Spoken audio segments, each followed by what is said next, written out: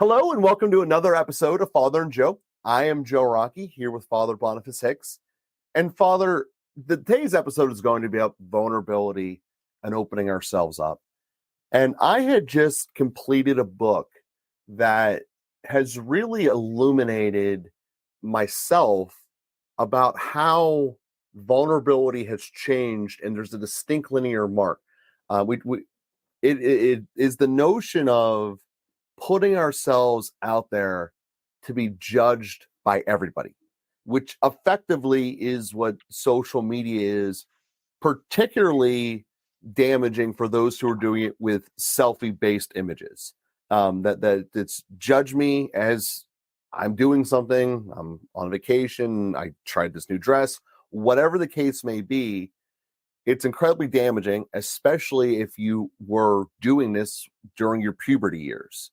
And there's all kinds of studies that are starting to show that people who had a selfie making device when they were in puberty, their brain is wired differently than those that didn't. So I bring that up because vulnerability is huge.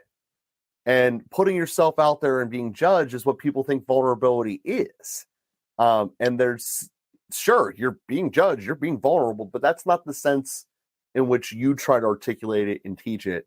And I want to give that context here as a starting point, because there's a lot of people whose default thought process is, yeah, I remember being in high school and I got 0 likes, so I guess I'm not worthy. Yeah. So far, I want to give you a chance to kind of address this, because vulnerability is an essential element of growth in relationships. But quite frankly, we're doing it wrong, and we're teaching our kids wrong because we're not teaching them how to do it right. Yeah. Wow. Yeah. So much there. I was just listening to a really fascinating YouTube video, I guess. It's not really a podcast because it's only a 1 episode thing. Ian McGilchrist and John Vervaeke, and being interviewed by another guy who I don't even remember his name, but just talking about the kind of meta crisis that is enveloping our world and how to approach that. But one of the things that they brought out was that the difference between wisdom and logic, or even wisdom and reason, that wisdom always has an element of vulnerability in it. And John Vervaeke said, and it has to be recognized that there are going to be times that we choose to be vulnerable when we get hurt, that it causes that there's a relational break or relational friction, and that's part of the price of doing business. It wouldn't be vulnerable. It wouldn't be and the difference is, like, logic doesn't need you. Logic is going to exist just fine on its own. Wisdom needs you. Wisdom is experienced. It's lived knowledge. It's embodied insight, intuition. I'm not even explaining that very well, but the point is that it requires freedom. It requires a free choice. It's the kind of thing that doesn't sort of exist on its own. It exists in you, but then you have to take the risk of tasting, trying, feeling, experiencing. You have to take the risk of living, and that requires a free choice. Those free choices are not guaranteed. There's always a risk involved, and so taking the risk to live in a daring way that's not guaranteed, that's not simply a logical deduction, that's not simply a foregone conclusion, but you won't know it till you try it. That's the kind of living that makes a difference, that makes relationships possible, that makes wisdom possible, that is enriching for our lives. And but yes, it wouldn't be a risk if there weren't the possibility something could go wrong. It wouldn't be vulnerable if we couldn't be wounded. Vulnerable means woundable. And if we are putting ourselves out there, if we're lowering our defenses, if we're moving away from logical formulas and actually trying out life, then we're going to be woundable. And when we get wounded, then what do we do? And I think that's The question is not, will there be suffering? Will there be wounds? Will there be failures? Will there be rejection? Yes, the answer is yes to all Mm. of those things. The question is, when there is, what do we do then? And that question is really, uh, entering into it in relationships. So when we, and this is what childhood is meant to be. Your son took the risk of standing up, and then he took the risk of walking. And he probably didn't do that on his own the first time. A lot of children don't. Sometimes children do, and then fall and hit their face, and then they cry out and they draw somebody else with them. But either implicitly or explicitly, we're taking those risks in community, in communion with another, in social relationships. And that's how we're meant to process wounds. Trauma is when we are wounded and there is no one to process it with. Trauma is not about the pain. Trauma is about being alone in the pain. And so, uh, as long as we're entering into these risks in community in a way that we can process the wounds that result from them, then everything will be fine. It won't be easy. It won't be pain-free, but it will be fine. We will grow through it. We will learn to metabolize it. We will learn to integrate those experiences, and they all become part of wisdom. Wisdom is not just the good experiences. Wisdom is also the bad that we've come to process and integrate and make a part of ourselves. And so, but that all happens. None of us have the capacity to carry all of the pain, all of the failure, all of the rejection, all of the wounds, to carry it alone. We all need others to help us carry that, and often a community of others, a family of others, and families need communities of others, families of families. So anyway, that should be the progression that takes place as we grow through life from the earliest years. And I think at least our images of what that's like are still intact, but then continuing on in our later years, that as we set out into our first business venture, we're doing that with a mentor. We're doing that with somebody who can help us process the failures and learn from our mistakes. When we start into a marriage, we do that in the midst of the church. It's one of the points of wisdom around the church's sacramental theology of marriage, I suppose, that we're doing it in relationship with God, with the church, and that's including the presence of our families and friends, bridesmaids and bridegrooms, and we recognize we can't do this on our own. It's a huge risk to enter into a marriage, but it's a beautiful risk and it's worth doing. Have the support when you do it. So with any of these kinds of ventures in life, with anything that makes life worth living, really, there's a risk, and then that risk is something beautiful. So even those first moments of exposure. So to get back to your point about selfies, okay, fine. I haven't thought about this question at all, but whatever vulnerability there is in sharing something of your life, then do that in community. Do it with your mother or your father, and as you make a choice to share something, do it on the family Facebook page. And then if something doesn't happen around that, you have somebody else to help you process that. Well, what does it mean when nobody likes my picture? Do they not like me? That really hurts. I don't know what to do with that. Those are really good things to experience, as long as we can actually share them with somebody who can tell us, you're beautiful. And that's not what this means.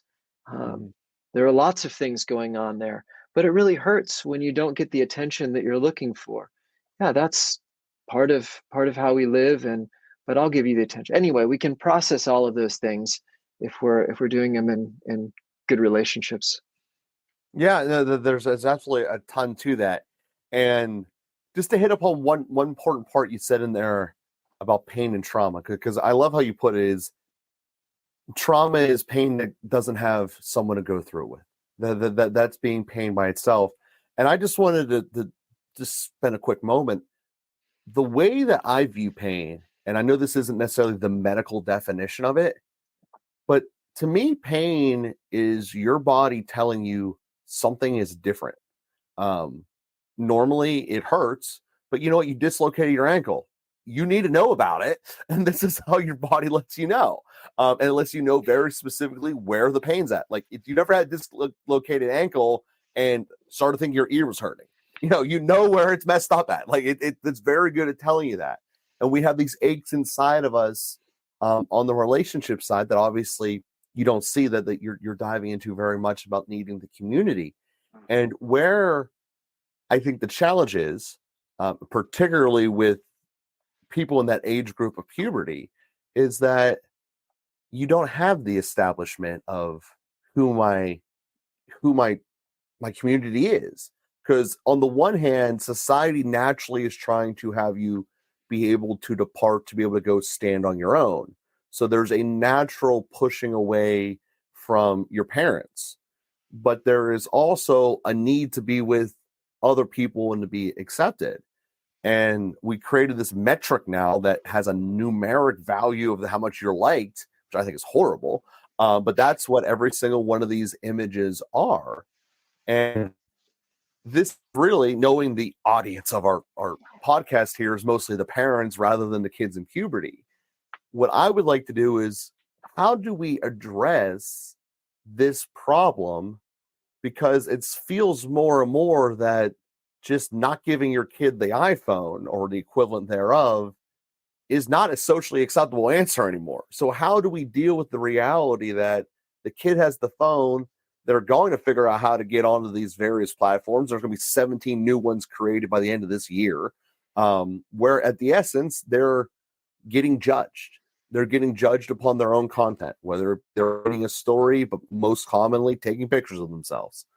How do we teach our kids to navigate this world so that they find a community that actually is supportive, and basically how to build the right kind of community, ideally not on the internet? Well, yeah, that's right. It can be fine to have an internet community well, first of all, if it's actually a loving community of support and not the firing squad of people who are totally not invested and yet are going to shoot at everybody out there, trolls and whatever else. But ideally, yeah, we have a close-knit community of people who know and love us. So think parents and siblings, close friends. I mean, that's a great foundational community. And that could include, of course, aunts and uncles and music teachers and coaches and priests and nuns and whatever else. I mean, there's a lot of relationships that can be very life-giving, where we are seen and not merely useful, where we are loved for who we are and not simply units of production or something like that. So really a community of affirming love. And then we can venture into some of those other spaces and we can share something of ourselves. And again, if we have the support to help us, I think we tend to be less reckless in the way that we share ourselves if we've had the feedback. So it's really interesting what you said. If you sprain your ankle, you don't wonder if your ear is messed up. But what happens when you receive emotional pain? Do people even know how to identify in their bodies what different things mean? So you think about an infant screams. It's always funny we say cries. It's not crying, it's screaming. It's rage a lot of times. It's not like whimpering. I mean, when a child is hungry or tired or wants something that they're not getting, I mean, you can just get full out rage. Mm-hmm. And then, it's a whole process to help a child identify what's happening. There's pain there. There's anger there. There's energy to try to overcome what's perceived as a problem. And depending on how significant the problem feels, the rage is louder. But sometimes when there's an overwhelming power, then it becomes terrible fear. And then that is gripping. And we don't actually know that it's unlike the ankle. We don't know what's happening in us. And that's where we learn that in relationship. Our emotions regulate in relationship, and we're helped by somebody who says, "What are you feeling?" And sounds like you're really hurting. Sounds like you're really mad. Tell me please, use your words. Tell me what you're mad about, and oh, you really wanted that candy bar. Okay. You really heard about that, and then actually it's like, well, maybe there are deeper things like you don't feel understood. Something that's important to you doesn't seem to be important to me. And that whole process, the way I'm describing it, there may be parents listening who are like, you're out of your mind. I never do that. I just tell them to shut up, or something. And and anyway, that can create its own problems because we end up invalidating someone, and then it's like all I know now is that my anger is a problem. I don't actually Mhm, know what my anger is caused by. I don't know what the actual problem is. I don't know what mhm. needs to be regulated and how to process this. I've just been told this is not acceptable, and now I need to stuff it or control it or get over it or something else. And so that whole process is not simplistic. I mean, we have to learn some of those things, and that's where trauma is. And gosh, I like somebody who experiences something that's abusive. It's like if you live in a very uh, regulated, healthy household, and then you go over to grandma's house, and grandpa is, gets angry or something, and he starts yelling and beating the tractor or something like that, and you get scared, and then you're left alone in that, and you don't Mhm. know what to do with that. You don't know what it means. You don't know what was going on with grandpa, and you get stuck in that. That's the kind of thing that becomes trauma. And people say, well, that's like nothing compared to what soldiers in Vietnam experienced. Well, that's true in one way, but it's like what they experienced in another way, which is being alone in the pain. Mhm. And when we're alone in the pain, we don't know how to make sense of what we're experiencing and what we're feeling. We don't know whether the world is actually a safe, a place that we can navigate. The world is not safe, but is it a place that I can navigate with help? Is it a place that I can survive in and make my way through? Can I make sense out of the things that are happening inside of me and outside of me?